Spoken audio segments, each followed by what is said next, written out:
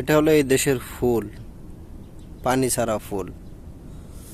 এই যে আর একটা ফুল পানি ছাড়া, এটার কোনো মানে পানির কোনো অস্তিত্বই নাই।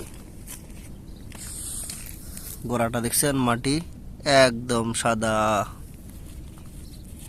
কিচ্ছু নেই, কোনো পানি নেই, অথচ আল্লাহর কি রহমত, ফুল ফুটছে। এদিকে আর একটা গাছ আছে সুন্দর, ও মাই গাছ, এই যে গাছ কাটা, সম্পূর্ণ পাথরের উপরে, অথচ জীবিত। ওই যে ফুল আছে, জীবিত ফুল। এরকম আরো আছে অনেক, এগুলো পানির কোনো চিহ্নই নাই। দেখেন না কত সুন্দর ফুল, পানির কোনো চিহ্ন নাই, সবই আল্লাহর রহমত। উপরে পাহাড়, ওই যে বড় বড় ক্রেন, আর এই যে আমি বাস ভিডিও হচ্ছে, ভিডিও বানাচ্ছি, এই তো।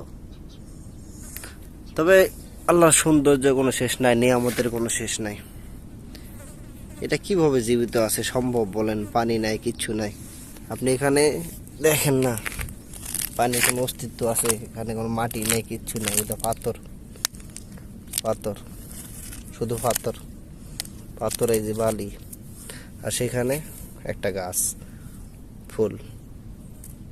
দেখছেন, সবই নিয়ামত, আল্লাহর নিয়ামত।